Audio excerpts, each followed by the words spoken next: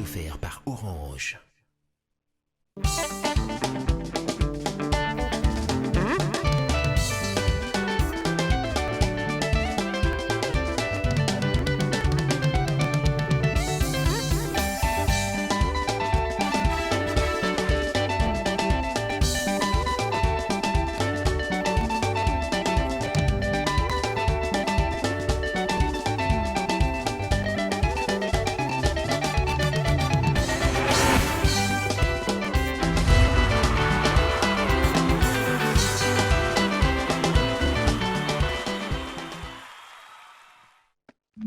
Oh, c'est bon le micro?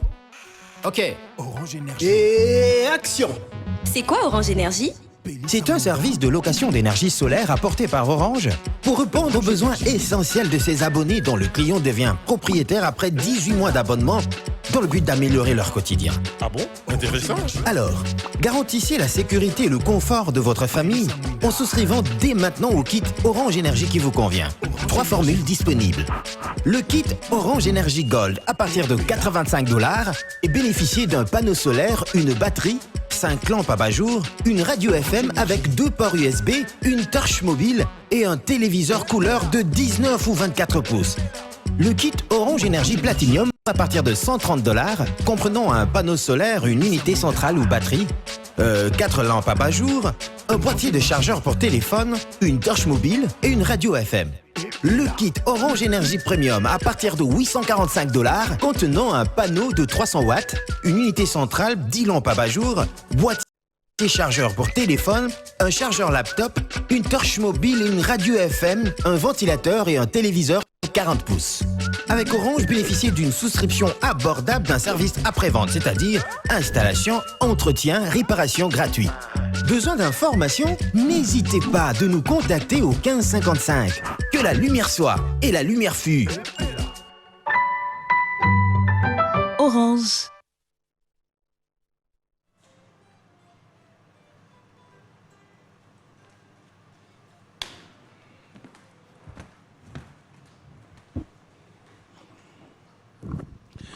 Que la lumière soit et la lumière fût. Fidèles téléspectateurs, bonjour et bon dimanche. Bon dimanche de partout où vous nous suivez. Vous êtes à Kinshasa, à Brazzaville, partout dans le monde. Vous qui suivez B1 Music, laissez-moi vous dire un grand merci. Merci de nous avoir choisis parmi tant d'autres. C'est vrai que tous les dimanches, nous nous retrouvons pour passer des très bons moments. Et aujourd'hui, une fois de plus, nous revenons en charge pour passer des bons moments dans cette émission B1 Music. L'actualité musicale, comme vous le savez, Koffi Olomide, les Quadra Koraman, le patron de Quartier Latin, est de retour à Kinshasa.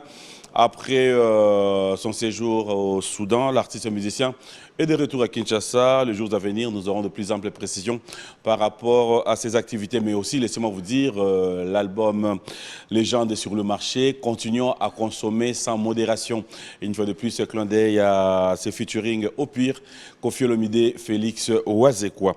De la même manière, fidèles téléspectateurs, nous parlerons de Ngiama Makanda Weranson, l'artiste musicien. Et poursuit son séjour aux États-Unis. Il promet dès son retour être avec nous sur ce plateau de B1 Télévision parce que c'était juste après le retour d'Idiofa où il a été accompagné le vainqueur de tous les dangers, Maître Hugues Ekapouloussi, dont les images continuent à parler. Dès le retour de Ngiama Makanda Weranson, il sera avec nous sur ce plateau. Avec lui, nous parlerons de l'actualité. De la même manière, nous parlerons de Bin Adam, Jibin Piana. Comme annoncé, comme promis, l'artiste musicien Elewenge BCBG, c'est son produit. C'était donc au chapitre 19. C'était le 14 février, fête de Zamouré. La fête de Saint-Valentin a été avec le souverain Bin Adam Jibin Piana. Et il faut dire, fidèles téléspectateurs, il a promis, il a réalisé le deuxième volume de cet album, Bal des Matchs, est déjà sur toutes les plateformes en téléchargement, mais aussi, il faut dire, nous sommes appelés à consommer cet album Bal des Matchs sans modération. Nous allons parler d'Héritier Watanabe, Gogan, Moto Natembe, l'artiste musicien, comme vous le remarquez, à travers cette affiche. Héritier Watanabe va devoir se produire le 25 février 2023 à partir des 18 h. Nous sommes tous à l'espace Unité Nationale. Nous sommes sur l'avenue Ebonda, numéro 14, c'est-à-dire, Bandegonion sur Pigeon, jour au Bissomoto, au Kota, Tobimsi, Tata Adolphe et Tata Mobich, Tokitinega Malemba Obimane Makolo. Prenons rendez-vous avec Héritier Watanabe, c'est-à-dire le 25 février. Nous serons tous présents pour vibrer, danser avec la team Wata. De la même manière, fidèles téléspectateurs, nous allons dire un grand merci à Patrick Boussi, mais aussi à Trésor Simbi, qui font partie de l'organisation. Et nous parlerons aussi du prix découverte d'Alèche, cet artiste musicien qui a un calendrier chargé, c'est comme vous le remarquez à travers cette affiche, sa tournée africaine. Alèche va commencer, comme vous le remarquez, le 2 mars, il est attendu à Luanda, le 4 mars à Sao Tomé, le 9 mars à N'Djamena, le 18 mars à Maputo, le 25 mars à Brazzaville, le 29 mars il sera à Goma et le 2 avril Bukavu, 19 avril Cabinda, le 21 avril Pointe-Noire, le 28 avril Abidjan, le 18 mai il sera à Marrakech. Nous disons clin d'œil et surtout plein succès à toi Alèche. Nous sommes fiers de toi et comme on l'a toujours dit, c'est le Congo qui gagne. Et disons déjà, bonne chance pour ta tournée. Et dans cette émission, t'inquiète, hein, nous aurons la page promo pour toi. Tout au long de cette émission, nous allons revenir avec l'actualité. Mais laissez-moi vous dire qu'il y a aussi Ferrego, la Jésus des Niances, fidèle téléspectateur qui fait parler de lui. L'artiste et musicien était à Paris, à l'espace Schengen, où il continue à faire vibrer. Aussi, nous sommes tous toujours en train d'attendre la suite de cet album, Dynasty. Fally Ipupa Cap La Merveille, l'artiste annonce déjà son retour à Kinshasa après un bon moment d'absence. Fally Ipupa confirme déjà une très grande production de la présentation de son album. Ça sera pour ce mois de mars qui s'annonce déjà. Le plus ample précision, ça sera les jours à venir. Un grand merci à Orange, un grand merci à Eddie et Niki, Edni qui continue à nous habiller. Un grand merci à vous pour la confiance. Un grand merci à tous les partenaires de cette émission, PK Service, Patrick Kabouika. Merci à toi, mon ami et frère, et surtout, un grand merci à ceux qui pensent aussi venir nous rejoindre pour accompagner cette émission. Débutons notre savoir-faire. Débutons notre émission avec les savoir-faire de Jordan Koussa, cet artiste musicien qui a organisé la conférence de presse pour présenter son album Apollo Jamais. Il vient donc de mettre déjà à notre disposition cette très belle chanson, Repas préféré. On regarde, on se retrouve tout à l'heure. Voilà, Jordan Koussa, ma belle Nkolo, à qui je dis bonjour et bon dimanche. J'espère que tu le sais.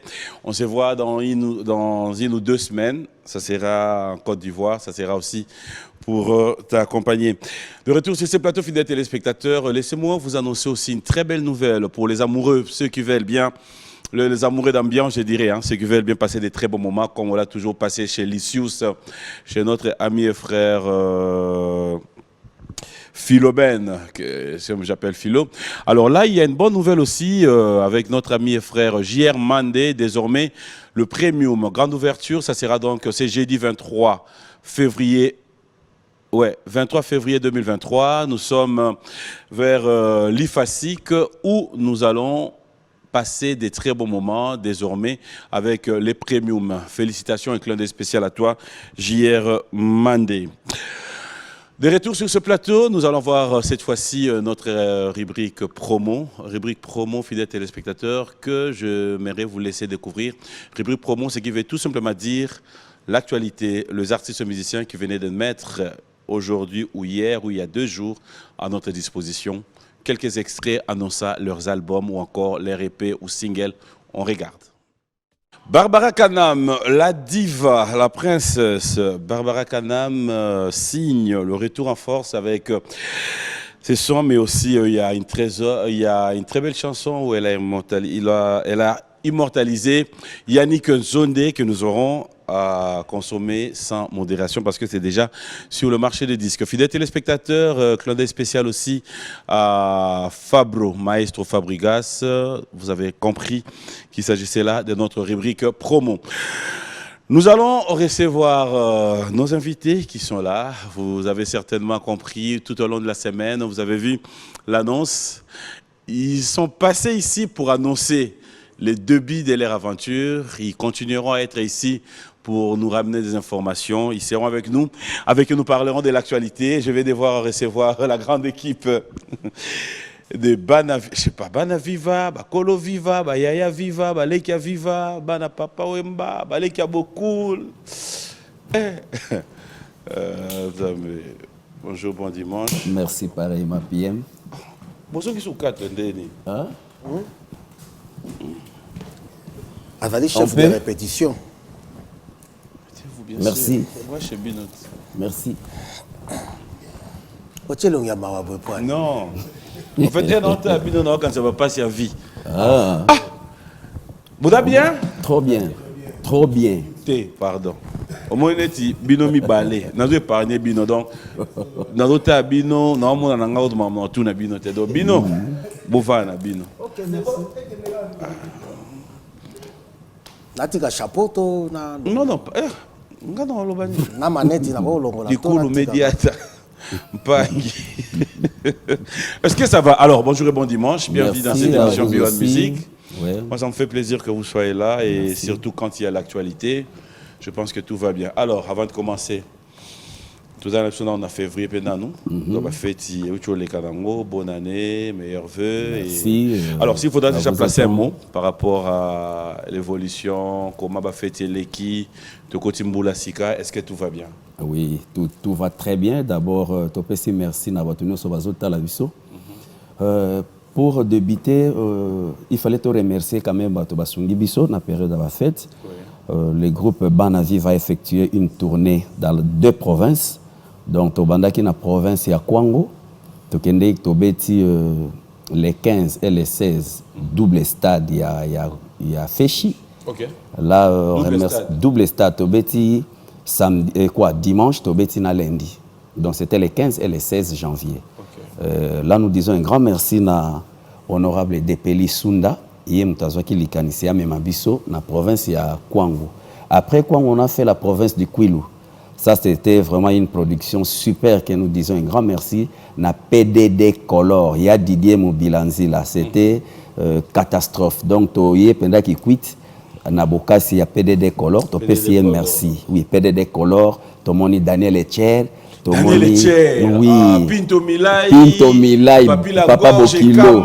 Oui, Ah. donc équipe wana nyonso, nous vous disons un grand merci. Bayamba qui biso bien. Mais butu moko to zalaki na yewana. Mais nga to zalaki na Daniel Etcher. Wana yo lali. Yo paraît système kaka. Nazonga ina ngao. Mais ya oloba système kaka. Non non, zano calme. Ah oh butora nazonga ko na ko tambola. Na ko bombarder. Afela. Donc avant la flat. Adéambila batendo ko lobi wala. Basna simbio papa.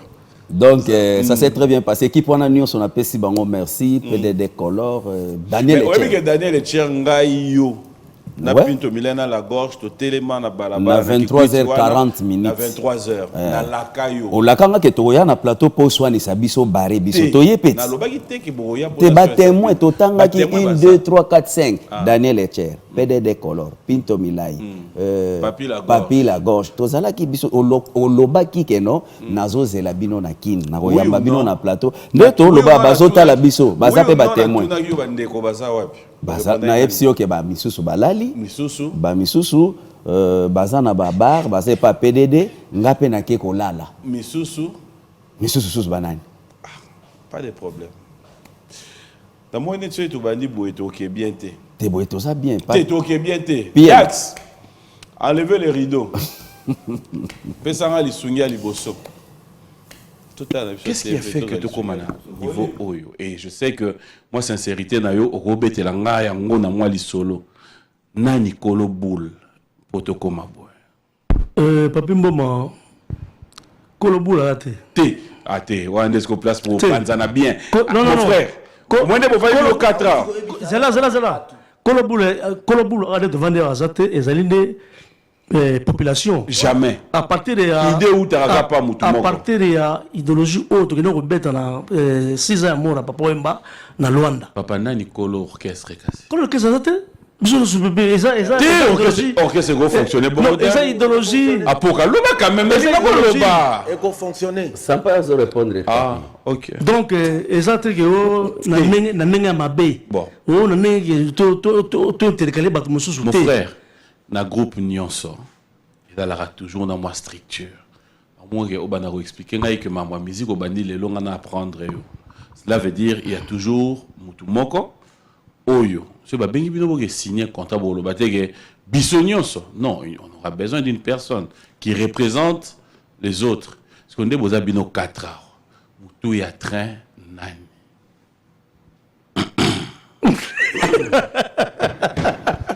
Répondre. On a répondre, mais il y a ça là. Mais tu as très ambitionné. Ouais. Limbisanga, les sous. Comment vous allez devoir fonctionner? Est-ce que tu penses pouvoir être à mesure et réaliser que Bolingo Penda, vous allez vous surpasser? Parce que place de Bafani, il y a problème. Bolingo, Kolobake Bolingo et Rosala. On dirait que c'est contredire. Bolingo déjà est Zalaka. Une petite parenthèse. Bendo abando ya otika mbongo na ndaku nanga aya pesi mbongo wana zo yebisanga na longwa viva leri ya longwe na boyi na longwa te ya la yebisolo wana biso na masina leri ya longwe te zelana nous ozo reconnaître mambolo te pese micro non non toza na plateau na lobby te na lobby yo longwe oke tika mninga mbongo na ndaku mais ozo yebisa ye longwa non malembe zela na yo toyoki toi ba ozo reconnaître mambolo mais mon frère non nada banque te nada banque te pour boya au bomba oui donc c'est-à-dire oza conscient bango ba comme on est que ça masina ozo que c'est boyenga bi papa ngakuti nzeta mubeso boko yo nzeta ko kauka c'était ça on reconnaître que vous yebisa long oui comprends. Comment tu réagis Mutumoko, MSN, King Makiadi ou Fosse Kisiona, je donne un exemple comme ça. Jidonjili. Voilà, à Monani, à Benguiyo, à Ebisio, on a 50 000 morts. On a besoin à Yembanga, à Tchango, soit Bom Nayo, soit Bino 4. Bengi yo moko na téléphone. Tous à la franc. Quand on a eu coup de fil wana mbongo wana rondima. Qu'est-ce que c'est que yo on y mbongo wana ya na groupe awa. To rolinge ya na groupe na yo. OK. Dans un studio. OK. Nzembo d'abord. Mon frère. Il y a un nazo répondre. Nzembo d'abord, c'est une mutassing na yembelaye, afengi orchestre. Afengi point de vue, naza clair. Ouais. Soit yo 50 000 yango yo. Oyemba na orchestre non, soit au pianga conseil boyemba ngobino 4. Préféré na chango na compte na yo, awa to na chango na compte na bana viva. Et ça choix mutu wana soka lobi to na compte ya bana viva. Balobi yo no propose ça la choix. On a une place wana. Na likambo mbongo ezala batata mais na ndenge biso tozali mon frère na yebi bolimbi na ochango to kabola soki za poto yemba ngona biso nyonso mais soki za ke ngande na yembela ye en tout cas ba koyeba tali solo wana te oshimbala moko ouais c'est exactement mon si mon tassé parce que nzembo na ye nzembo quand on solo comme la bango c'est la bomba sana etali bango te yeba luka mutu na ya pesa ya yemba ete. Ah oui, sinon oui, papi. Franchement, tout ce tout cela kiango. Apokalo bien qu'à éclaircir en bien te. Bana viva c'est bana viva, mais apokadero reste apokadero. Voilà. Bendo reste bendo. Ce qui mbongo ya kobeta y est caché, ya bana viva. Tokokabola ndenge moko. Mais ndenge tozo beta na mutamati na podoma tchenga $100,000. Eza ya bana viva ta? Bon si ko so mutu ya na cop wana eza ndenge o lobi net ya. Net yo mutu na cop mais na bana viva. Yo moi trop rolé kabaninga. Non. Non. C'est pas eux. Non. Non, c'est là gars. C'est pas eux. Yo mutu na cop. Tana makamnyo so ezalaka. Yo pe na cop na bana viva. Boka bola mo ne moko. Na mbanze munangai. Te cop ya nduli. Cop nduli oui to kabande mo. Mais yo na cop. Oui. Ouais. Non. C'est ngapé so na ito kabande. Donc même moral. Nenge moko. Il y a privé, soit privé. Ce que ça bana viva, chef azate c'est bon. o mutale ki Mais on est à mais tu vas partir il y a mon na bomba donc ndenge bakongo ba partir il y a mon na bomba la biso babilo nazo ndenge bakongo ba kinkabakati katikati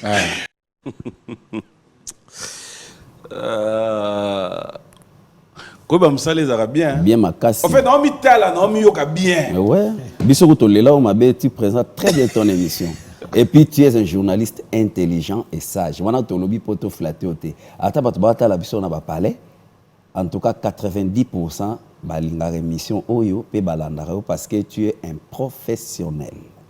Merci. Ngabna na obetelo mabo sala nanga ina ba téléspectateurs totali Nada besoin de tout ta question mais bino mon bando pianga ba réponse. Na banana yote. Si on a dit réponse sans bien ceux qui copier. Malembe nano. Na plateau tout à Kalabozaï combien? Zaï 4. Le lobo a combien? 4. OK. Na image au total. Mi balé on a bazar. Basa sur la bisote. Ah. Moko alongwa ki ye moko na ndenge ya mabete.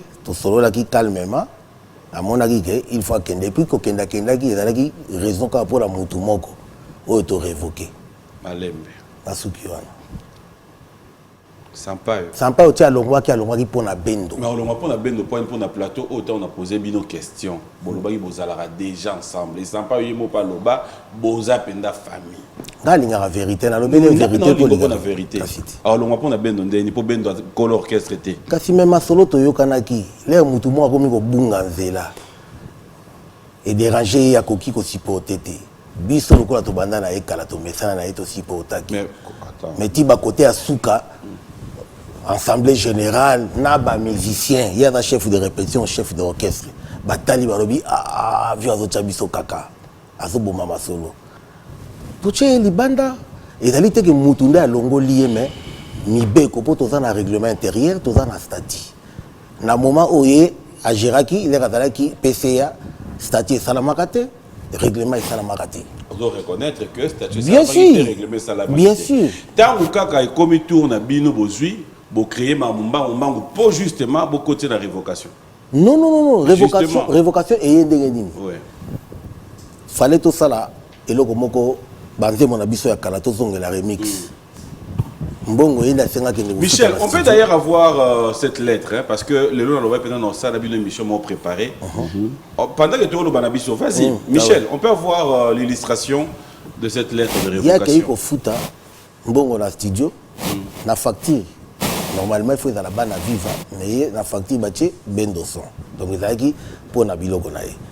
Azuba musicien, baké ba enregistré. Facture Oyo. Oui. On peut avoir ça en grand, voilà. Facture en Oyo. Mais quand si facture à fouta, ça peut qu'il y a binot. Oh, mais comme ça on est à banne à vivre.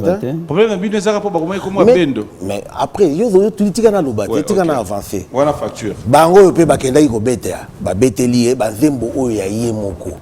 Oh, il y a bisoté. Na facture oyo. Oui. Oui, et là il fait bongo il y a libella té, et là il bongo mususu il faut efutama. OK. Vous comprenez? Mais déjà na début bandi que bango ba kei la kulu dimba bisoto yebiria. Et alors les bazonga bango baza dessus. Malembe suka na mukawa. Mon frère. Oui. Bonjour et bon dimanche. Oui, bonjour PM. Vous reconnaître le mambo ba bokenda ya ko batama. Quoi? Question claire. Ozo reconnaître Makambouya Zoloba que Bokendangi na Kulu Dimba. Oui, mais un jour tu as travaillé avec ça l'enregistrement de Kingasani Bango Bazaka Vertuté. Sikoyo. Comment tu expliques Iyo Oza ouvert na bande kononyos na plateau ozo reconnaître les Bazaka Vertuté. Comment tu t'es retrouvé là-bas?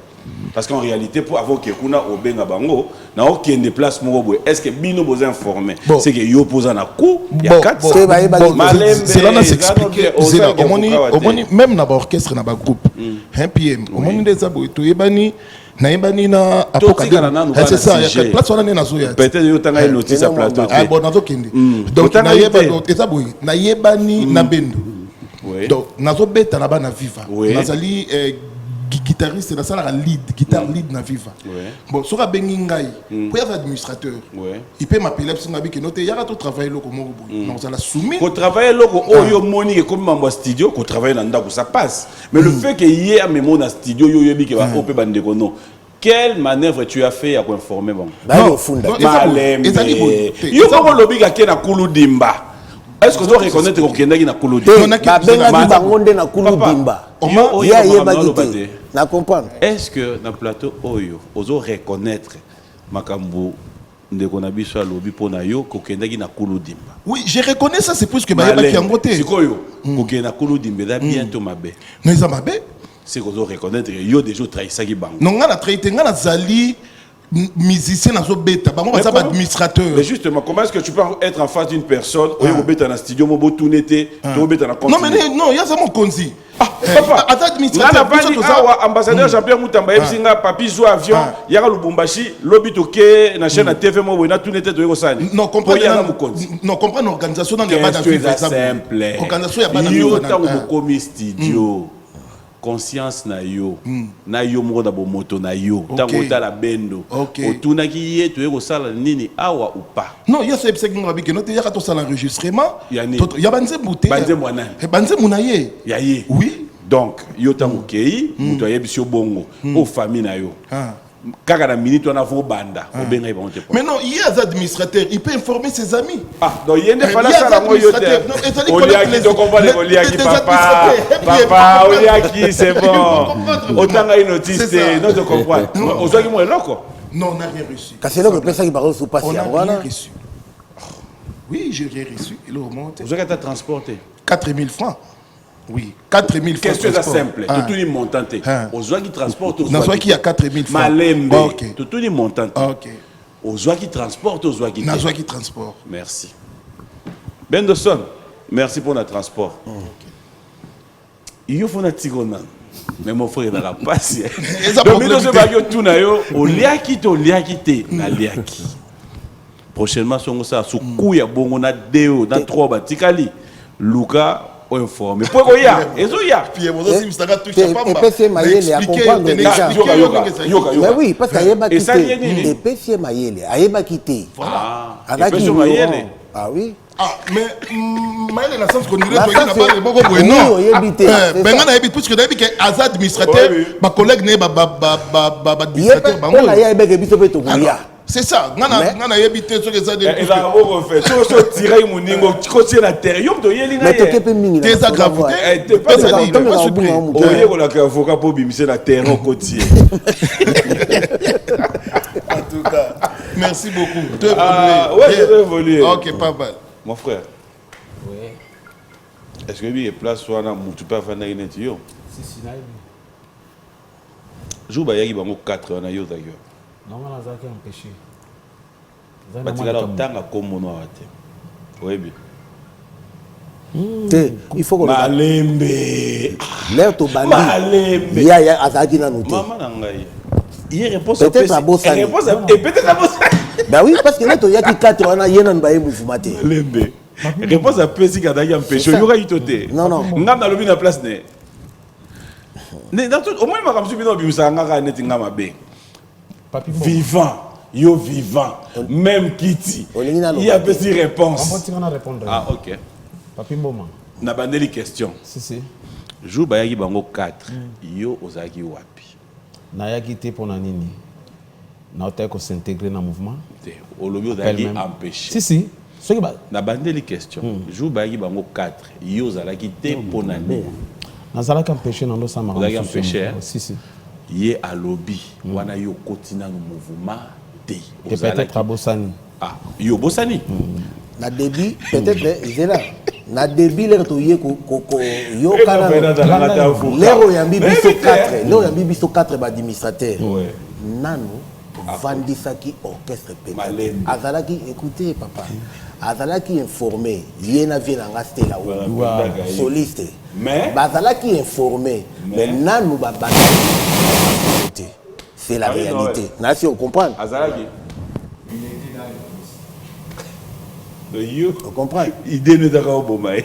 Oyo to lobby gazala gité. Oh. Mais au lobby quoi? Na lobby na sens oyo kende yango. Yo faut kende na go boy, na o kende na go boy.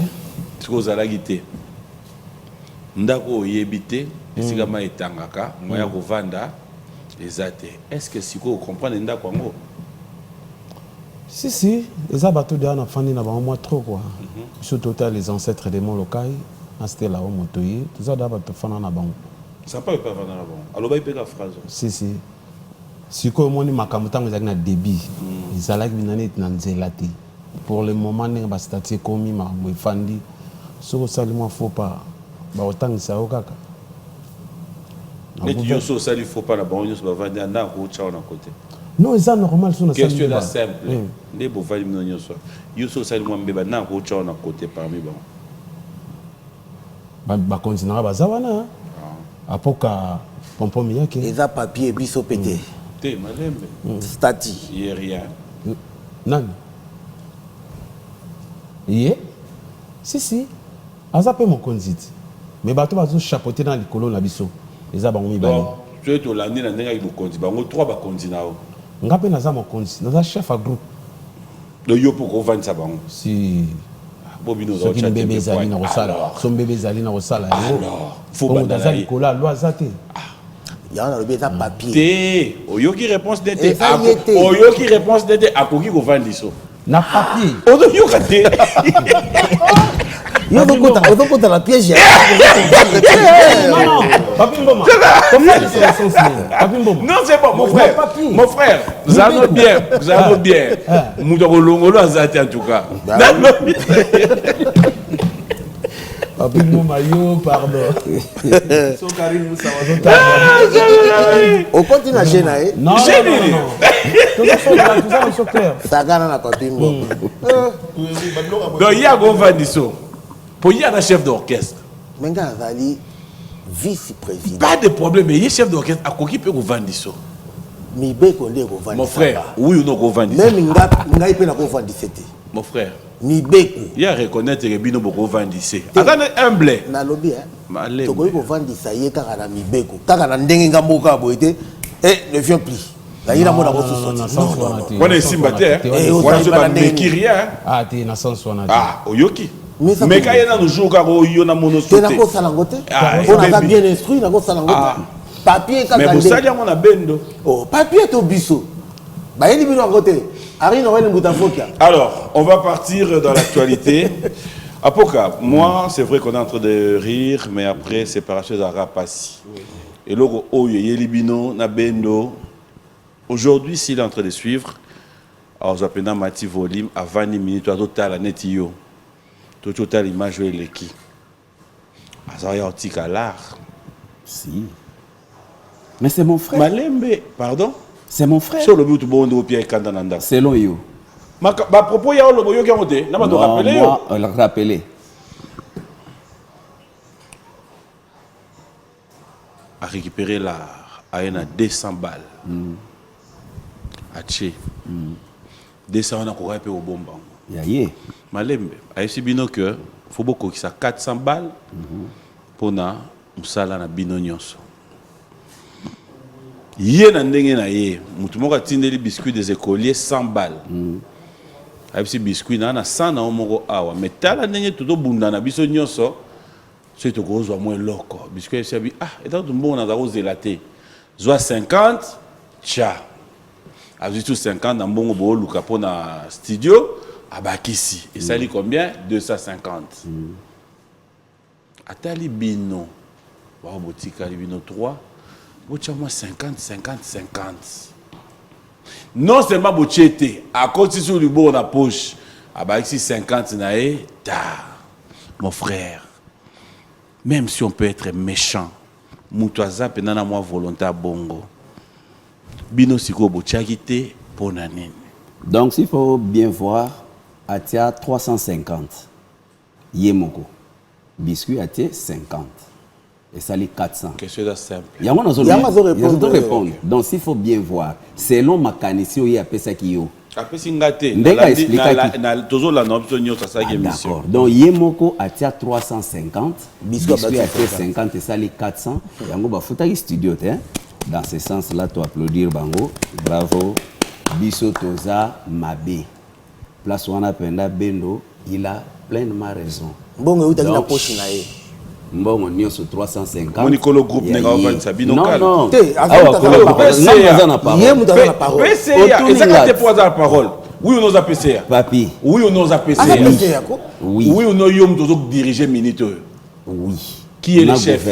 Qui est le chef? Le chef d'orchestre. Non, mais Lembe, chef pour le gouvernement nani?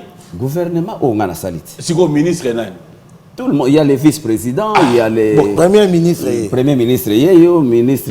En fait, dans mon linga humilité na yo, na ya bino nyonso.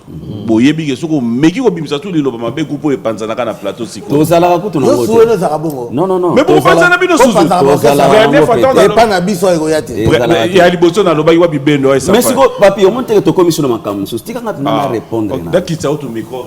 C'est-à-dire non moi na ngande bo panzana. Il y a liboso na no oyo. Wana ndimite net yo to liboso ba bengana. Tam liboso. Tala shida vina oyeyo. Mutu ko swana ne yeyo. Pire mutunga. Et l'autre toza ko loba. Depuis moi ça mon année. Na bien. Pire pire sampa yo dagina ni yo pe kaka. Pire bendo yo. Sampa to saka bien ti. Mais pire bendo pe yo. Qui pire yanga na bendo bandi lo ti bendo ça lokola moi famille kala. Mais est-ce que bendo abi yo ba recruter on a vivate. Est-ce que le chanteur recruté na vivre la musique c'est moi, la nouvelle écriture. Nenge Shadow le Cambodia azalaka chanter à liboso na vivre ya vivre. Chef Aloba kati maloba. Benga ba vieux. Okati chef Ba ebisa yo, ba vieux design baza vivant na ba vieux Jess baza vivant, tout na ba. Okati chef maloba. Te yo muto kati na maloba. Te ngana retira kité. Donc, j'ai dit ceci. Chef yebisa ka sa soute. Vice-président. Merci. Vice. Il est président. Mais là, président. Il est toujours président. Mais oui, Toza na président. Vice-ministre, vice-président. Président. Toza président titulaire et humilité au Sénamo. Et pas bien de Zalagi. Est-ce que Nako continue, papi, s'il vous plaît? Vice, quand le président parle, tu restes calme. Non, on n'est pas dans la dictature. Nous, c'est pas comme ça. Chez nous, c'est pas comme ça. Ah, et tel lieu. Et vous n'avez pas de sous Malobo. Problème. Le problème, c'est quoi? Vice. La promesse est maintenant réalisée. Alaka qui bisona qui quitte qu'il va nous poignarder. Mais tout tikana. Bon, toi qui est nan. To beteli maboko. Bendo. Yo le bendo la logique. Abimisa 350 na ye biscuit à 100. Biscuit à muto ata 1 franc azate. Na bonne volonté wana oye azalaki nango, on lui dit merci. Deuxième point, toko les gars. Yom to sala ba makambo ya lobakiti pona biso ya mibale alobi na bino nyoso mutu akoloba eza yo parce que yo boya na viva oyebi nde bozala ye azalaki fanatique na ye yo boyebi makambo alobi wana et que tosoli nango en coulisses comme komi président a imité nga na banque te na koloba loba na oya loba ki yanga wana ye malembe ye azomona uti moya oloba na ye te po tangu bango baosamba ba musique ye aza na matonge azotambola azoke komelamela na babar oyebi yango tolobi tosoli yango nga na yo nayoki yango bon yo en tant que président yebiseke eza makambo na oloba na kosite bendo mutalo alobi mikolo no alobi il y a même pas 5 jours yebiseke alobi nazo déambuler na matonge ya yo to utiliser oyokaki yango pe verbe penza yango wana oyebisa yango libana ozo c'est-à-dire déambuler ya navandaka na flat na matonge na otanga komba flat président yo yebinga banda nazalaki na ba flat oyo ya lemba kuna yo bisanga nini lobela ngala olingi trop parler pompon ngana kwanda na climatiser tala teinture nga bien eza bato bamelaka lotoko te atondisi banzete na kati batikata na badiamba ebele pas moi tala poso nga bien nakende kodiambile na matonge ngai un responsable comme moi basimbi esika zo non mais à cause de lui bongo po anikasi motema mabe Ça tue, motema mabe za malamu te. Loba likabula nzela. Ngana yepeto weleni. Non, il y a un peu dans Pour commenter na niveau ya koloba na émission na pezali journal chroniqueur wana belinga atindelinga na émission bala mo na tali na simbi mutu. Donc yebi no makambo ngo me ozotika ngai na lobo ndiko yebite. Omoni ba loba. Na ndi yango na lopezati. Olobi bien que na tali yango na simbi mutu. Muke kaka. Na longa sona kota nango mobimba ponga pena na bombarder. Ah, bien sûr. Droit de réponse ou ça? Réponse quoi? Droit de réponse qu'on a une émission. Dans la finga raté. Non, non. Mais la rozongi ça. Yoka go déambulé. Attends yo bon. Batuku to belé na matonga ba yebite ke ngala fa na matonga. Moto brouette. Moto brouette pena. Comme explique le lié boapi. Moto brouette. Moto brouette. La sali ngai nazo telengana ngai naza moyembi ti lelo justement na lina yo boyembi naza moyembi ya kosali ba na lina yo ka boyemba soki na mutu ko deambile voilà nga na regarder ngo ti lelo ndenge zakati ah OK parce que nazo katana nga na ndaku en tout cas place wana travaillaka atanga ta na yoka ki kozo deambile papa ça fait mal non ça m'a choqué ça m'a couillonné jusqu'au nez non mais j'étais dit ça m'a couillonné jusqu'au nez j'étais estomaqué je me suis dit un truc de ouf. Un truc de ouf, il va emballer les couilles. C'est-à-dire, sont des histoires réservées au Wayamba. Franchement. Mais non, mais c'est comme si tu n'as plus ta valeur. Vraiment. Bien sûr que oui. Oh là là. Voilà les termes. Mais il faut utiliser. Président, Kolandé. T'es vice-président. Non, non, non. Tu as vice. Non, non, non, non. Non, Moutupenda bien boy. Pour n'être mille, il va le dire des mille. Mais tellement, j'ai besoin de dictionnaire. Tanga yango. On comprendre. Bah, le bien de déambuler. Moutou a déambulé. Et ça injure, hein? Donc, personne ambulant. Donc toi là tu déambules, tu deviens ambulant. La petite chikapa na bimi oshoué na koti. Ndai maman na rala na zela. Hein? Donc j'aimerais avoir une pause, je sais pas. Est-ce qu'on avait prévu un clip, on avait prévu quelque chose parce qu'on va changer les côtés. Il y a quand même l'actualité qui oblige. On va voir l'actualité ici. On va pas rester dans ça. Donc j'aimerais bien que nous puissions avoir les images. Banaviva, je crois on va voir Harry Noël, tu m'as dit qu'il y avait un élément. Très bien qu'on va regarder. On regarde et puis on se retrouve tout à l'heure. Mais voilà, et on a la salle déambulée. Bon, on va regarder Dax. Nasengi bolingo mama tika kosala hypocrisie beloti na lulio takola mokano na yo motuya eleki mwana mama ye mbomo tema mokita beloti yaka lelanga mama la sirena molokai beloti yaka lelanga mama la sirena molokai na langwe.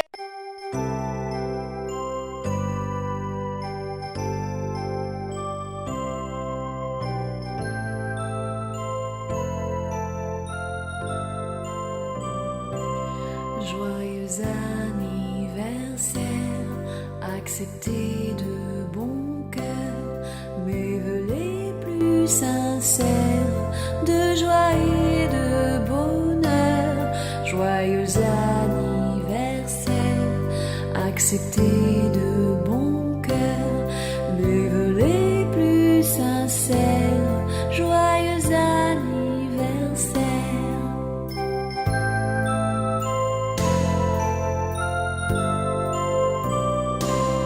Joyeux anniversaire, accepté de bon cœur, nos vœux les plus sincères, de joie et de bonheur.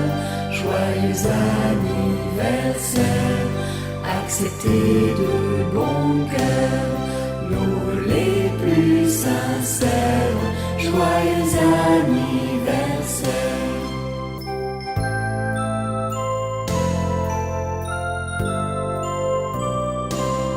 Joyeux anniversaire, acceptez de bon cœur nos les plus sincères de joie et de bonheur. Joyeux anniversaire, acceptez de bon cœur mes vœux les plus sincères de joie et de bonheur. Joyeux anniversaire, acceptez de bon cœur mes vœux les plus sincères. Joyeux anniversaire.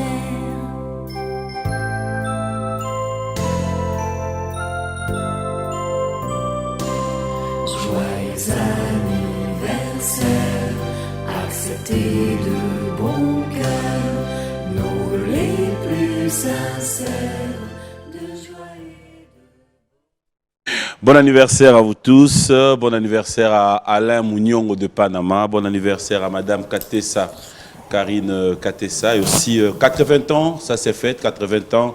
Bon anniversaire à toi maman Hélène, au nom de tous tes enfants, Gisèle Pengo, Madame Sam Pengo Mbey, au nom de Bokilo Nayo, au nom de Bissonio Sam Pengo, J.R. Yobi, et au nom de Maman Lydie, au nom de tous les cocos, Déborah, tous les enfants, nous te souhaitons bon anniversaire, Maman Hélène Dombe, 80 ans, ça s'est fait. Nous sommes de cœur avec toi, passe des très beaux moments, surtout une fois de plus. Longue vie à toi, maman. Et bon anniversaire aussi à Pamou Kabounou qui nous suit avec beaucoup d'attention. Alors, de retour sur ce plateau, il y a tellement de réactions de nos téléspectateurs, il y a tout le monde qui écrit, mais cette fois-ci, c'est vrai que Hermokwa est dans mon mouvement. Mais j'aimerais, si nous devons éclaircir pour tous les guetas pour eux, j'aimerais que Apoka, Yono éclaircir Bisso, qu'est-ce qui s'est passé pour tout comme un état pour Lélo? Juste brièvement, hein, on ne va pas rester... Qu'est-ce qui s'est passé? Parce qu'après... D'ailleurs, si on a eu le temps de vous répondre, c'est par respect. Quand on a respect à Papi Mboma, nous devons nous incliner devant vous. Mais en réalité, cette histoire, Tolobaki, ils ont déjà clos, Tolobela, pour ils ont pas actualité. Ils ont une actualité, mais pour le respect, oui, surtout pour le respect, il fallait expliquer aux gens. C'est-à-dire, tout ça, là, groupe Salema. Toyaki Awa, on a dit tout ce qu'on pouvait dire. Tolobaki qui est en pouvoir moko il y a 6 mois, renouvelable une fois. Ceux qui travaillent bien, parce que tout le monde doit participer. On a dit bon, et c'était par consensus. Élection, ça a raté. Toponani, Agent Simba Finance, Pompon, Ozalana personnel, Sampa yo vice-président, Bendo président, tout Kamana no loko to memango, na ba bonne direction. C'est ce qu'on s'est dit. Tobandi pe musala, to sali 6 mois. Après 6 mois, il fallait tout ça quand même rapport dans l'Assemblée générale. C'est comme ça que ça se passe. Papito se retrouvait dans 6 mois. Dans la caisse, on n'avait même pas un franc. C'est moi le chargé à finance. Tous allez attendre un franc. Par contre, tous allez Nyongo y a battu à $530. Il fallait tout devoir battre.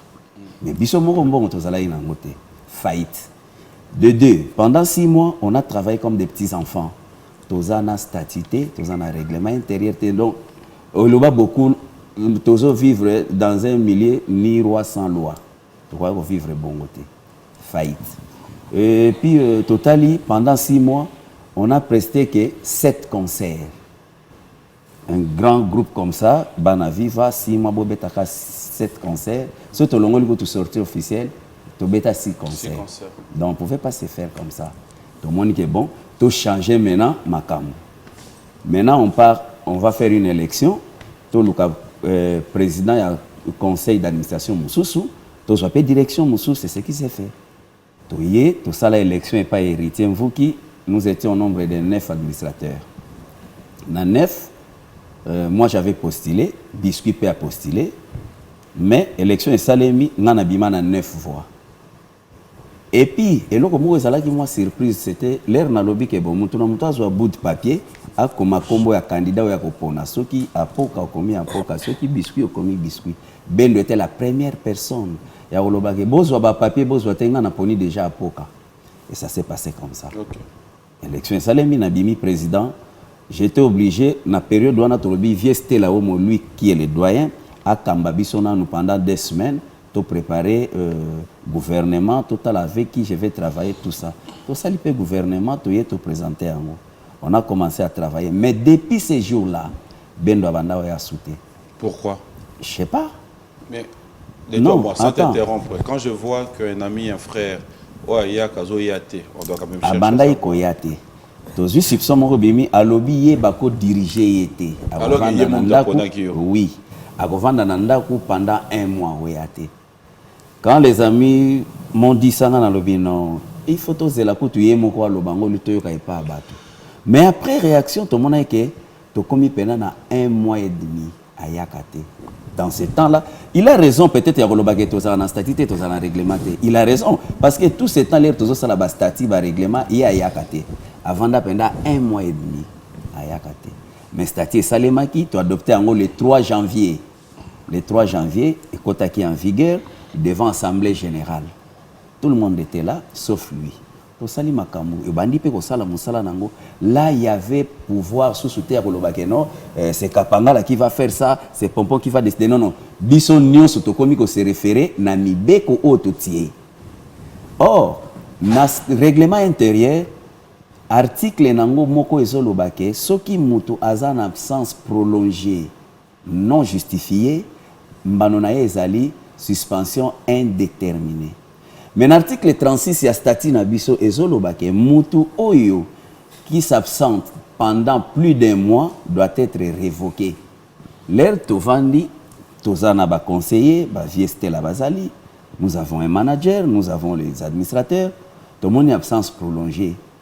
To Bengani. On a eu programme Yagopesa na groupe, que non, c'était le 12 janvier. Dans le lobby, nous avons concert les 15 et les 16 dans la province de Kwango, dans la ville de Feshi. C'était comme ça. Là, on a un programme dans le groupe Nabiso. C'est par là que Ben Dova m'a appelé pour me dire non, ngai nazalaki, nabelaki, na perdre poids. Moyena zala ezate bo yango bomoni nazo yate mais bokendeka soki bozongi comme ça on va voir qu'est-ce qu'on va faire. Na informer pe baninga tokei.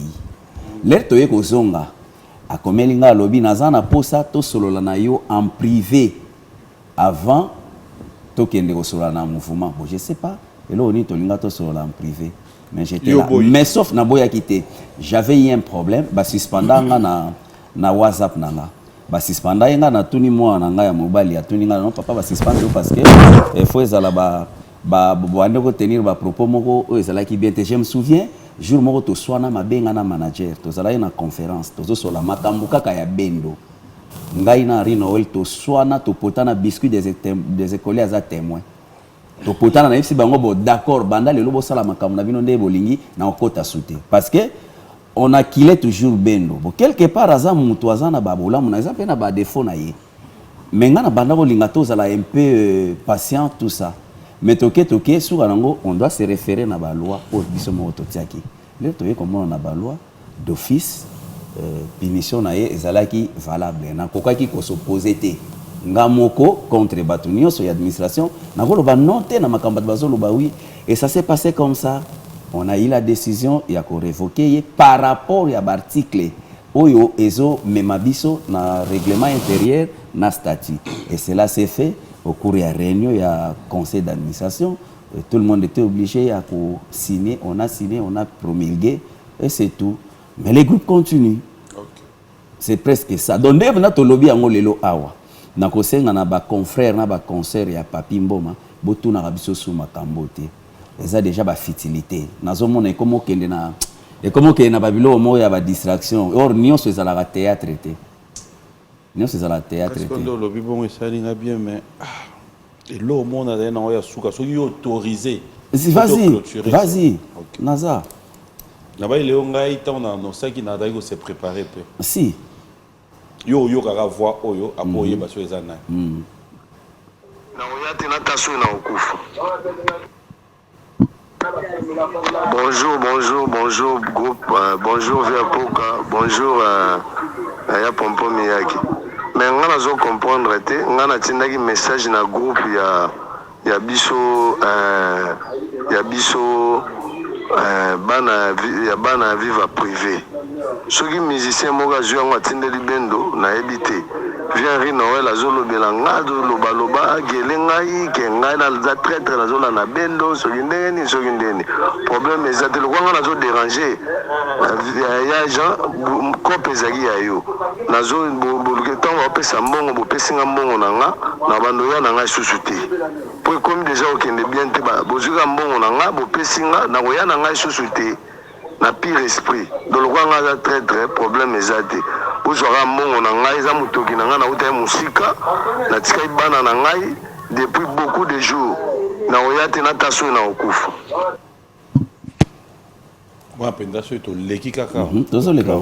en fait un artiste qui dit natindaki message sur la viva privé c'est là où Bendo s'est dit qu'il a été trahi aussi. C'est-à-dire que vous vendez ensemble, mais vous créez un groupe Moussou sous viva privé. Oyoye, azate, et que Makambo Solo Likuna, à la grande surprise, yé à se retrouver Bendo Bengiye pour Ebisaye. Makambo Moro Oyo Bino Bolobi Kuna me combien panae. Alors, si Bendo devait se sentir lésé aussi par rapport à ça, qu'est-ce que vous allez dire? C'est du mensonge. Kolobake, Bendo na groupe privé à Zalate, c'est du mensonge. Au moins le papier tous les gars à la télévision, Nzambe likolo azali. Ata biso na biso toko kosana me, Nzambe likolo azali. Sur le 100% ya makambo nyonso ya bana vivre esale maka Bendo participer à 100%. Il est Bendo. Comment va ça la groupe? Est-ce que ça a un sens? Non. On lui doit beaucoup de respect. Non, on lui doit beaucoup de respect. Bendo, c'est un frère à nous. Malgré que nous sommes mais nous, on ne va pas lui répondre. On ne va pas faire bras de fer. Non, non, non, non. On reste en famille, on est en famille. C'est peut-être sa façon. Nous, on est là, on lui respecte, on lui considère. On est en famille. On a l'échange de paroles. Lui là qui parle, c'est Daddy Pef Drumer. Ce qui est zongi, na rozonga kaka l'air to sala sortie officielle, to bimina tongo to kei. Il était la première personne ya ko intoxiqué batu atinda ba message kaka ya modèle na groupe na longwe boy na ko yate mbongo na suite tout ça. Biso to koma mona ngo moi modèle na yi. Et puis tu qui paraît peut soutenir ton land. Il n'est pas là révoqué? Non, il est avec nous. D'ailleurs, tu peux ça. Un message dans le groupe psycho. Il est avec vous. Oui. Mais il y a ouais, c'est sa façon. C'est-à-dire le modèle d'agissement naïe. Tu comprends que c'est le lingue naïe. Alors on va pas. Mais si quoi papi. Ce que je peux ça montre que ça la caboité. Au monde qui est comme deuxième nature naïe. Il faut quand même comprendre que Makam Teo le bateau est sérieux. Comment un chef, comment un président, il y a des makambo salia mabe. Mais on est dans une famille, papi. On est dans une famille. Tous les enfants ne se comportent pas d'une même façon. Non. Un enfant qui dit, ou encore dans une famille où un subalterne dit à son président, Bopé Sangambo Onanga, Bovandape. Mais ce n'est pas la première fois, on a Zolobat. C'est-à-dire. C'est pas la première fois. Comme vous votez déjà statut, la loi est l'obéni. En cas, il y a heureusement, au Tuninga, on a plateau parce que c'est-à-dire, c'est quoi sa sanction? C'est depuis quand il y a de cela 3 ou 4 jours négatifs. Nous, on va on se retrouve les mardis. C'est-à-dire, et les Ninanga Zanini, au moins au bimisi en opéna na télé pour que non non il y a une décision à poser.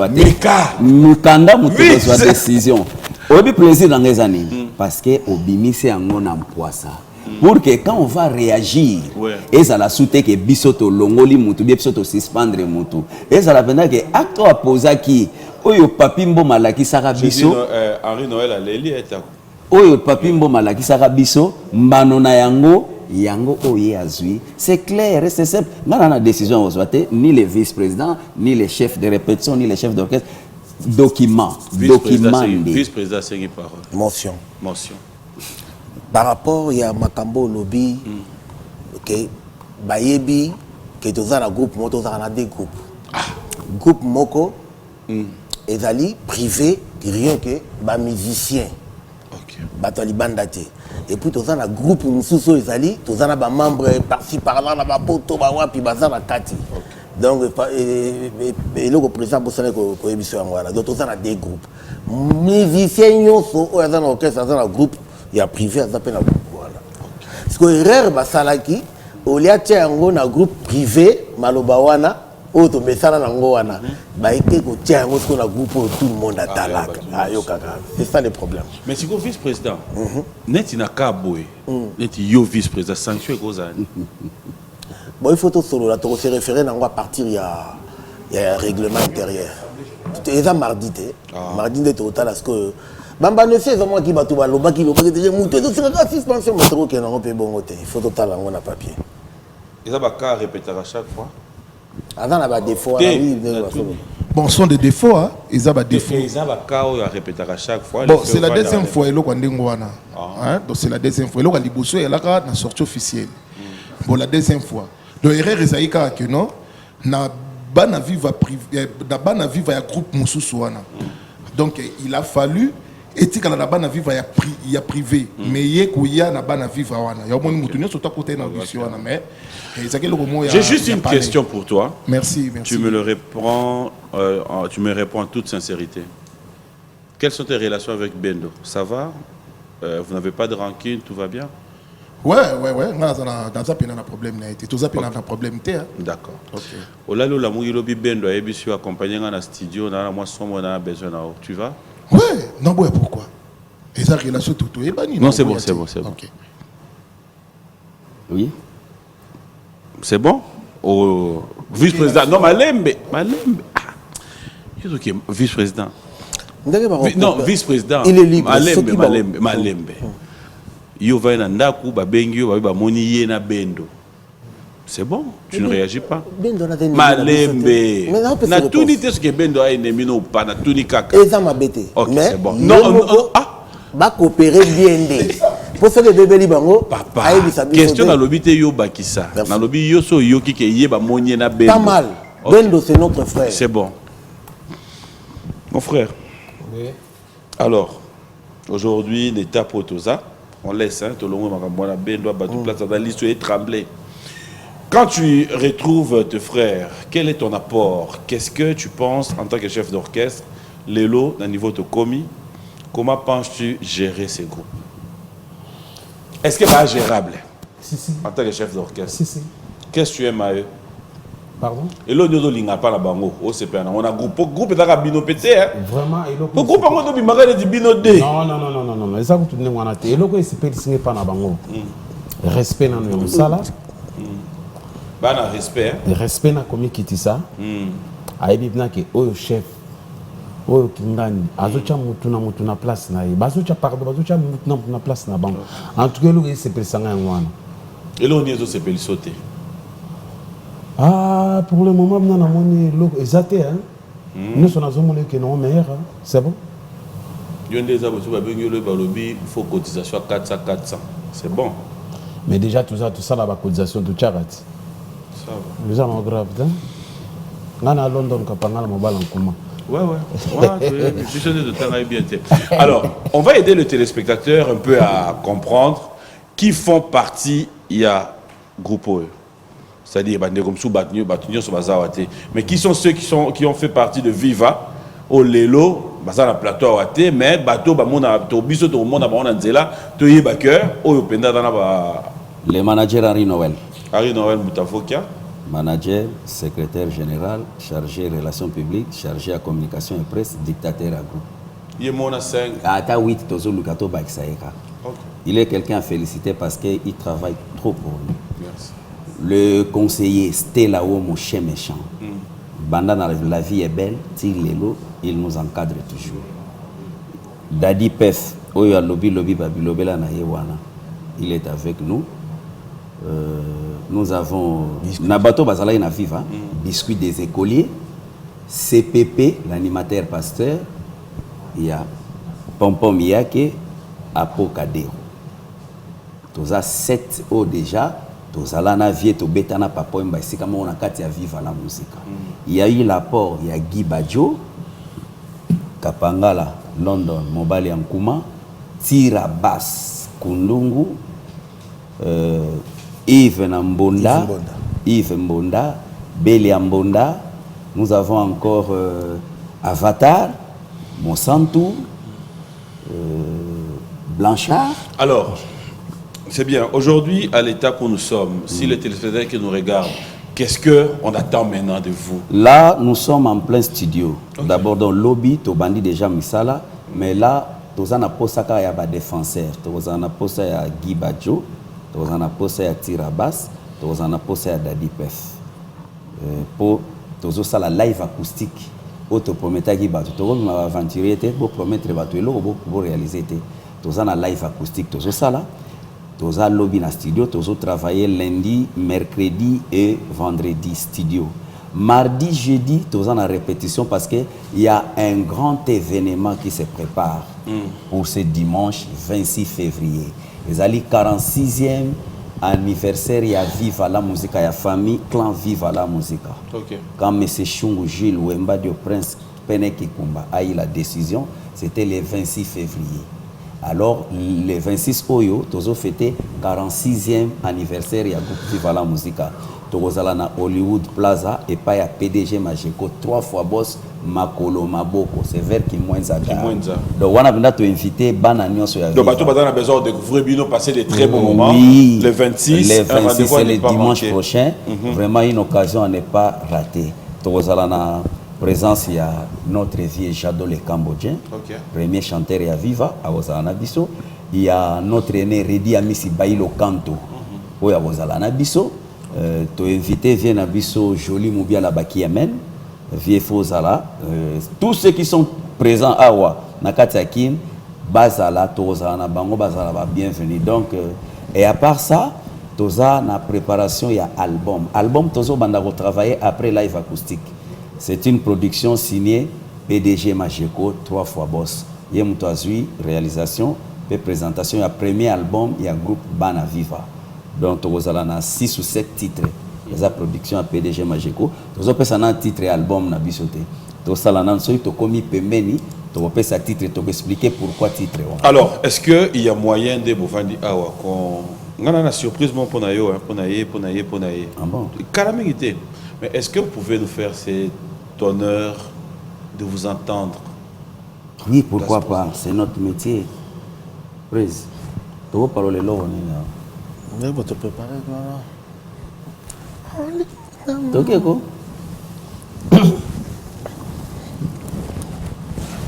Imlanaleli papa nasima ya lopango sima ya lopango nasima ya lopango bambula pesa komesa na ho ya kobenga ya bolingo na moipe na butu aye na kokende chance ya suka ya pesa ngai tanda na yokolo mutema no bende ngawa ya di mulanga souffrance salinga yo laisse motema nani temwa senga moko emawa o ebembe asasa matanga teo ya bolingo balela kai nila malela papa nasima ya lopango nasima ya lopango nasima ya lopango.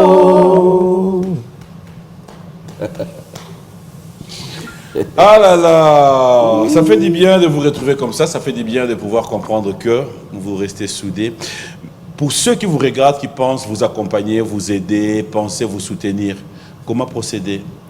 Ils peuvent nous voir au siège. Nous sommes sur Limité, 1er rue d'Ilandos, chez l'honorable Timothée Chimala, juste vers les petits boulevards. Si vous passez là, nous sommes là tous les mardis, jeudis. Et au cas contraire, on peut nous contacter sur le numéro de notre manager, Henri Noël Mbuta Vokia, qui est le 081 81. Ouais. Ouais, mais vous pouvez regarder ça ici, hein, je crois. Non, ça c'est le numéro de... Bon, en attendant le temps qu'on nous ramène le numéro. Les lots, bateau, P, monsieur, bateau, Talabino, bateau, on a besoin peut-être d'intégrer, va rejoindre Bino. Est-ce que la porte reste ouverte? La porte est grandement ouverte. La porte est grandement ouverte. Tous les gens qui posé à des musiciens, des chanteurs. Vraiment, bao balandi biso lelo, ceux qui bolingi, tous les gens qui posé à Bino. Oyembaka bien, obetaka guitare bien, oanimaka bien, obinaka bien. Même les danseuses. Danseurs, boya. Oui. Baya vraiment toza na posa. Toza déjà na mi ballet. Toza déjà na mi ballet ba déambila katen, toza na bango mi ballet. Ouais. Donc baya na première ri, toza na posa ya ba musicien, ba guitariste, ba drummer, ba bassiste, ba animateur, ba chanteur boya. Mais peut-être pour moi, comme il y a une situation, numéro et contact, 081 81 39 189. Donc 081 81 39 189. Là, vous contactez directement notre manager Henri Noël. Ou alors passez dans le siège Nabiso, premier rue d'Ilandos, Tozawana, chaque mardi, jeudi. Maintenant, c'est le 26 février. Le 26 février, tous on a posé à Paul de Doulin, âge très très avancé. Lambert de Paris, a déjà na Kishasa, Ayaki, pour le 46e anniversaire. Et retiens-vous qui le manager, merci pour l'acte au sali, retiens-vous qui Paul Vital Kitenge, toujours très fort avec Bana Viva. PDG Majeko 3 fois boss, à lobby, Tokutanawana. Papi Wembali soit mon konzigozangate. Et puis, j'allais profiter. Après qu'on ça va PDD color mbote po ye PDD color tozo qui est né na législatif ezoya. OK. Tozo linga penda za la députée côté na biso botia ye maboko s'il vous plaît. Après avoir qu'on ça va pinto Milai papa Bokilo mbote. Batu nyonso ya ki kwito pesi mbote. Mais j'allais saluer et souhaiter un bon dimanche à une demoiselle. Au biso na viva tobenga ke Sani Ambele. Donc, la dame la plus propre de la ville, la fille la plus propre de Kinshasa, Merlin Mbungu, bon dimanche à toi. Et puis, Papi Koussala, le 26, Bozalana Biso, Anissé Bamouela Bampema, Batunio Sona Balandara Viva, et Venemeza le 26. Mais vous continuez toujours avec le même répertoire, il y a Viva ou bien... Toza Bana Viva. Mais à quand votre album? Mais c'est ce qu'on a dit tout de suite là. Donc, on a accroché un contrat avec PDG Majeko. Après live acoustique. Pour live acoustique dans quelques temps. L'album qui aura droit, Nzembo qui n'aura pas droit. C'est l'album du groupe. C'est l'album du groupe. Motunio Soazana Nzembo Arotia. Biscuit des écoliers. Arotia Soki Ezali, CPP Soki Ezali Arotia. Bisoto Rotia, London Mobile, Ankuma Soki Ezali Arotia, Vestela. C'est l'album du groupe. Motunio Soazana Nzembo. Il y a bien, na style, il y a Viva. Il a droit. Allez, bon anniversaire à Alain Mouniongou, bon anniversaire à Alain de Panama. Lipas à Karine, bon anniversaire à toi. Je sais que tu nous suis avec beaucoup d'attention. Oui, tu allais dire? L'autre monsieur m'a vers la fin. Si, donc vas-y. On a insisté, on a besoin de nous aller à la concert à le 26. Si. Soko kozwa tanza la pinza. OK. Souci na biso. La porte est ouverte pour tout le monde. C'est quoi votre relation avec Homme Soupé à Viva au Batikala Kunana mère? Baza frère na biso.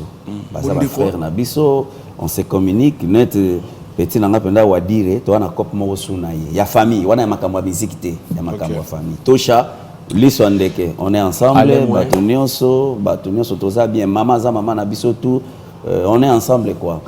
Alors il y a quelques messages rapidement. Il y a Aigle Royal Nikita qui vous dit bon dimanche. Merci Aigle Royal. Merci. Et il y a Tatou Tsumbu qui vous dit félicitations Tatou et courage. Tsumbu, merci. Voilà, il y a Odon Chauveau qui vous dit bon dimanche et courage. Merci. Il y a Patrick Bamala Bams, qui vous dit bon courage. Et voilà. PDD Color qui PDD qui suit. Et il y a Trésor Sibi, mon directeur, qui vous dit bonjour et bon dimanche. Merci Trésor. Il y a Dekos Moukoko qui est à Bruxelles, qui vous dit aussi courage. Merci Dekos. Tu vois la Nabino Pendako?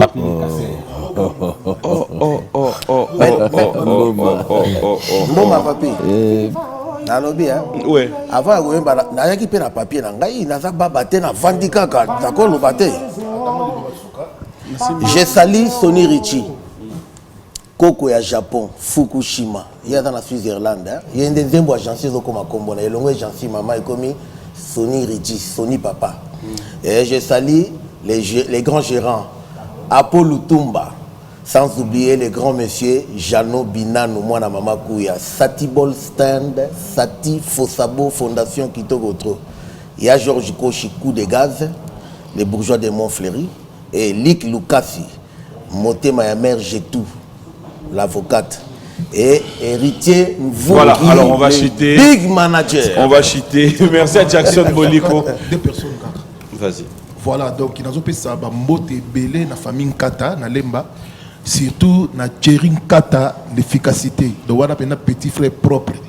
Donc on a fait un mbote théâtre et puis on a fait un mbote nangai et pas il y a Lambert de Paris, grand boss. Donc grand prêtre Talara donc artiste na yo na la posa pena il fait la guitare déjà na stosola gina yo na la jolie et fait pena guitare sur na django pour na biona ba fo balar ba côté na suki na django ça su kitoko. Merci beaucoup Pierre. Merci beaucoup. Ouais. Ba mbote na Papeli Kasser Ibuka, Salom Kiasir et qui assiste, Karine Moussa Undoya Maman, Alain Mouena Bilbao, Franco Terra Isamer, Kitoko. Alors, on va clôturer avec vous. J'aimerais vous donner le temps rapidement. Un message dans Bandegonion sur Balandi. Qu'est-ce qu'on peut retenir? Quels sont les projets les jours à venir et après on va se lever. On dit un grand merci d'abord à Papi Mboma et toute l'équipe technique qui a travaillé avec nous cet après-midi. Que Dieu vous bénisse. Merci. Batunyo Sobalandi Bisso, tout sepeli, Bo Sunga Bisso, n'a pas conseil de loin comme de près. Venez nous soutenir, on est là pour vous. Edi Sarma. Ah, Edi Sarma, toujours na Bisso. Edi Sarma, oui. Et puis Batunyo Sobazolanda Bisso, va soutenir Bisso. Nous on a besoin de soutien. Nous voulons avoir aussi des nouveaux recrues. Un seul rendez-vous dimanche prochain, Tokutana, chez PDG Majeko 3 fois boss. Ouais. À partir il y a Kimwenzagar. Donc 16h déjà. Hollywood Plaza. Na Hollywood Plaza. Donc 16h musique et bandit parce qu'on va aller jusqu'à 21h. Batutuba Sepela. Mais souci na biso mboma papi Fozala. Il faut à la peine et ça la biso bien. Pourquoi on a peu dans sur l'intérêt général Kassongo mais à service national que bon tu y aura un peu de tout kanya makasese. On est ni à tapenda ko. On est prêt to les lamour ko tu m'as dit. Mais papi oza deuxième promesse. Faut dire deuxième promesse. Ouais. Au deuxième promesse au pesibiso. Ya liboso prometa ki biso pe awa. On le va dire non ça c'est la biso cop moko pour réaliser. Ah, Wanezaya. Nazo c'est la conseil toi na posa binato panza na penda ila soko pour na pied. Lina Mouvaroisa, Lina Mouvaroisa, c'est bon. Allez, bon dimanche à tous ceux qui nous ont suivis. Bon dimanche à Willy Moucheni, King Makiadi. Alors, on va se lever pour clôturer cette émission à toute beauté. Merci à Manon Samela et Maître Hugues Ekapouloussi. Maître Hugues, ah oui, Maître Hugues, vraiment Nzambi Gosakumunange, Maître Hugues, betu wa monti mampasi sabu bampangi kwenda na idio fama betu bigala. Tous on est d'empangi. Vraiment, on est derrière vous. Talaga côté on a maïzalate mais Maître Hugues a télé. Voilà. Alors, merci Maître Hugues. Moi, je vais vous laisser clôturer cette émission. Bon dimanche à Philomène et Zaou, vient dans la philo Eric Tezo. Jackson Boliko, Manon Samela, on décane, on décane. Bonjour et bon dimanche à vous mes amis. Denis Moukadi, tous les amis, il y a Kinois de partout. Je vous dis un grand merci et passez des très bons moments dans Elpad, au Payotte, et ça fera plaisir à tout le monde. Alors moi je vous laisse clôturer cette émission. Merci. Merci à Kadis Mouyi et ma maman chérie. Beaucoup plus c'est là maman beauté, maman Rose. Maman Rose. Maman Rose. Mino bopé c'est maman Rose beauté hein. Maman Nzambi ko sabumo nange, atani nange, nge fe vanda ka sa bet bana nange. Bet pena mfunu bet monange ka vraiment bon dimanche maman Rose. Christian Kabassel et Mami Mboma, je vous aime et moi je vous retrouve le dimanche prochain.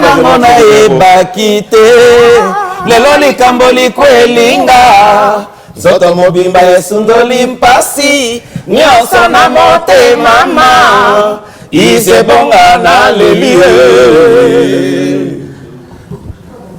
komakalanga mako ebosaninga lokola nkasa oyesi ekweya na nzete o basi nanga eza se mobesu On aime chez soi balobae. Bonheur n'a qu'oti découvert mawa. Bolingo c'est quoi la référence, mais c'est les pailles à Charoufa mama. Koka moite. Saki bosongi kuna epai to bandaka ngai na yo. Na référence. Eloko yo l'amour endima nyongo te mwana mama. Na référence. Mote mananga azakisi eti kalinango. C'est bongo.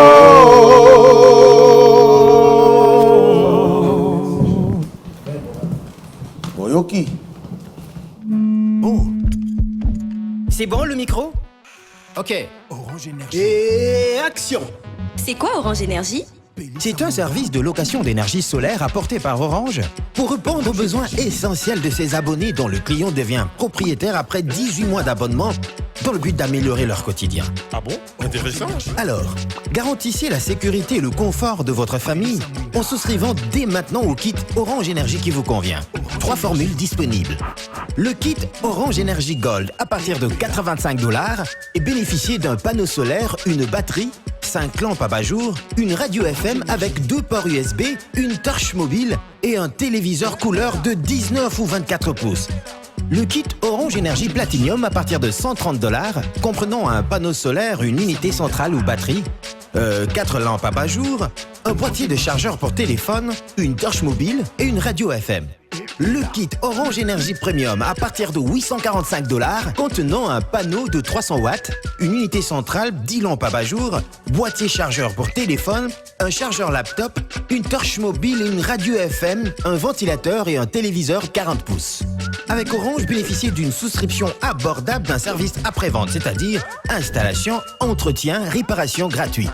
Besoin d'informations? N'hésitez pas de nous contacter au 1555. Que la lumière soit et la lumière fut. Orange.